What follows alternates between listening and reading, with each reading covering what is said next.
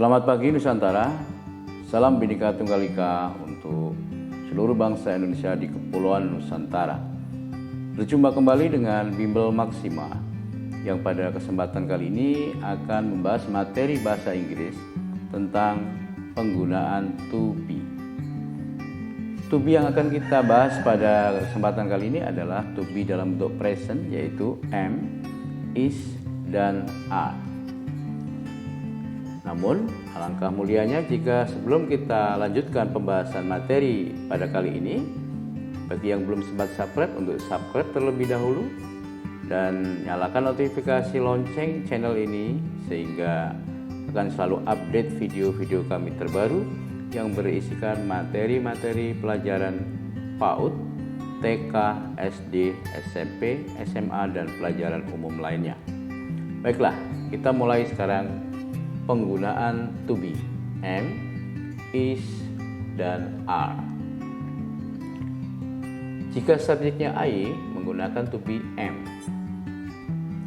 Untuk subjek she, he, it, nama orang yang jumlahnya satu orang, Siska misalkan, atau the cat, jumlahnya hanya satu, maka menggunakan to be is. Kelompok kedua subjek ini kita sebut dengan the third person, or, atau dalam bahasa Indonesia orang ketiga tunggal. Kemudian kelompok yang ketiga, you, we, they, dan nama orang yang jumlahnya dua atau lebih dari satu, Siska and Anna, Siska, Dewi, and Anna misalkan, dan sebagainya, lebih dari satu. Kemudian the cats, ada s-nya, berarti menyatakan jumlah cat atau jumlah kucing di sini jamak atau banyak. Ini menggunakan to be are. Baiklah, mari kita berlatih tentang bagaimana cara penggunaan to be. We have 6 sentences here and we have to fill the blanks with to be ya. Kita punya 6 kalimat di sini atau 6 soal. Kita harus mengisi to be pada tempat yang disediakan berikut ini. Oke, nomor 1, number 1 ya. They at home. They, subjeknya they. Kita lihat di sini. They, kelompok ketiga, they menggunakan to be are. Jadi isinya di sini adalah they are. Kemudian number 2, nomor 2 ya. He kelompok yang mana?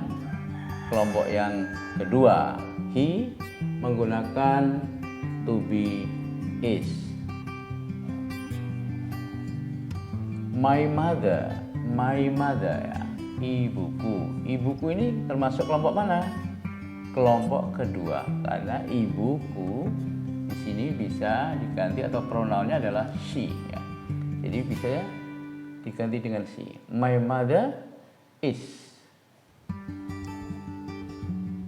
Number 4, nomor 4, the books. Kita lihat, awas, ada s-nya. Berarti menyatakan bahwa bendanya atau bukunya di sini lebih dari satu. Ya, kelompok mana? Kelompok 2 apa kelompok 3? Ternyata ikut kelompok ke-3. The cats ya, ada s-nya. The books, ada books ya, ada s-nya. Jadi bukunya lebih dari satu. The books are. The book nggak ada s-nya, berarti bukunya hanya satu atau bendanya hanya satu. Berarti kelompok kedua to be-nya adalah is. The last number 6, you and she. You and she. You and she. Jadi dua orang ya. Dua orang kelompok mana? Kelompok 2 apa kelompok 3? Ternyata you and she adalah ikut kelompok ketiga. Jadi menggunakan to be are. Jadi perlu diingat bahwa jika subjeknya itu tunggal menggunakan is, jika subjeknya jamak atau lebih dari satu menggunakan are. Pada bagian pertama tadi sudah kita pelajari tentang cara penggunaan to be, yang dimana penggunaan to be di sini yaitu to be am, is, are kita gunakan tergantung dari subjeknya. Namun demikian, pada saat we have to translate from Indonesian into English ya, pada saat kita menerjemahkan bahasa Indonesia ke dalam bahasa Inggris, sering kita mengalami kebingungan kapan harus menggunakan to be, kapan tidak perlu menggunakan to be. Itu yang akan kita bahas pada pembahasan kedua kali ini.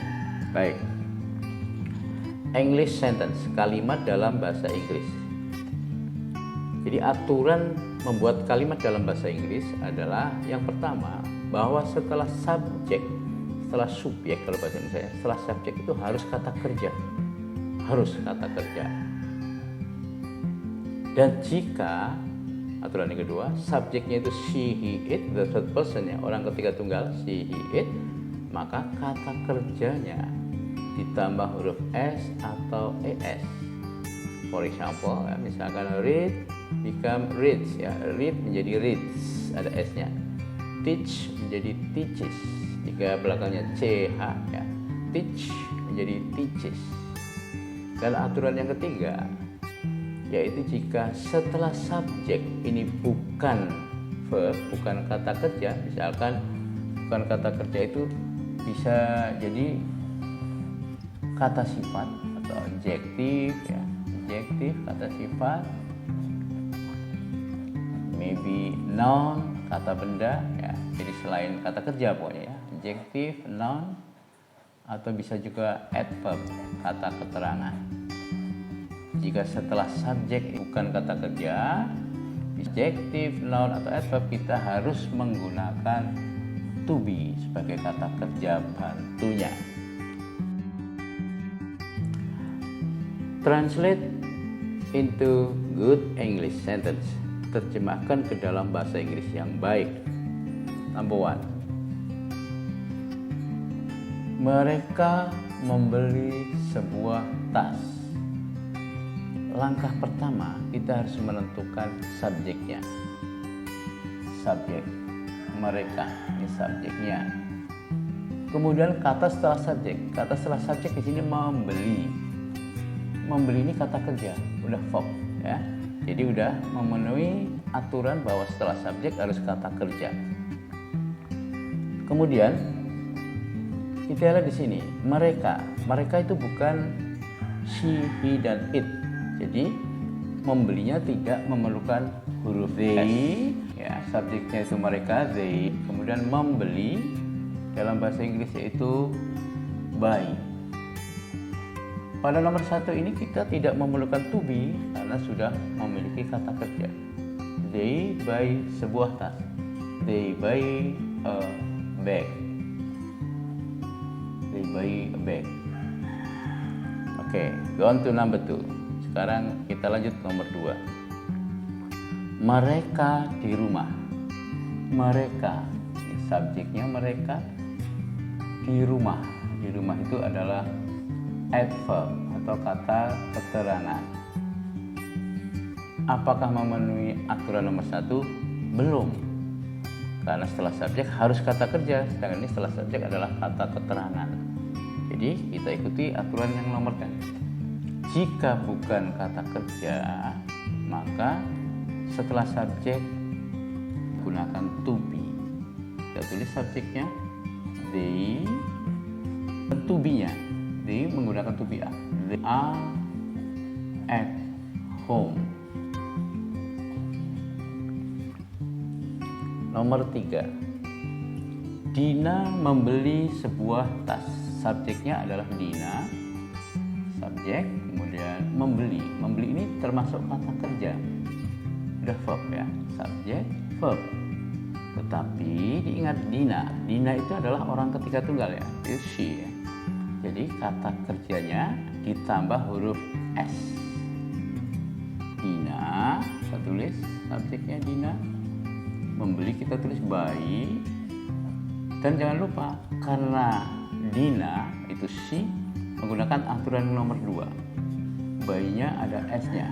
Dina buys a bag. Number 4. Dina cantik. Subjeknya adalah Dina. Cantik. Cantik ini bukan kata kerja, tetapi dia adalah kata sifat atau adjektif. Jadi belum ada kata kerja di sini. maka kita menggunakan a ketiga. Subjek kita tulis Dina, kemudian harus menggunakan be. Dina menggunakan to be is. Dina is beautiful. Jadi nomor 3 dan nomor 4 di sini sama-sama subjeknya Dina, tetapi nomor 3 tidak menggunakan to be karena sudah punya kata kerja. Nomor 4 menggunakan to be karena cantik ini bukan kata kerja. Nomor 5, ayah dan ibu di rumah. Subjeknya adalah ayah dan ibu. Bisa kita ganti dengan father and mom, father and mother, atau bisa kita gunakan they, father and mother. Kemudian kita lihat kata di rumah. Di rumah itu bukan kata kerja, berarti kita gunakan aturan ketiga, menggunakan to be. Father and mother are at home. Menggunakan to be. Nomor 6. Ayah dan ibu membaca buku. Kita tulis dulu subjeknya father and mother, atau kita bisa gunakan pronounnya itu they, boleh ya. Ini bisa gunakan they. Father and mother membaca adalah kata kerja, sehingga tidak menggunakan to be. Kita lihat lagi, ayah dan ibu apakah tergolong kelompok 2 ini? She, he, it? Tidak, karena ayah dan ibu itu subjeknya lebih dari satu orang. Jadi kata kerjanya yaitu membaca. Father and mother read, tidak perlu ditambah huruf S. Father and mother read a book, misalkan ya, sebuah buku. Begitulah pemirsa, cara menggunakan to be atau saat kita menerjemahkan ke dalam bahasa Inggris, kapan kita harus menggunakan to be, kapan kalimat itu tidak memerlukan to be. Oke, sampai jumpa pada video kami berikutnya dengan materi yang lainnya.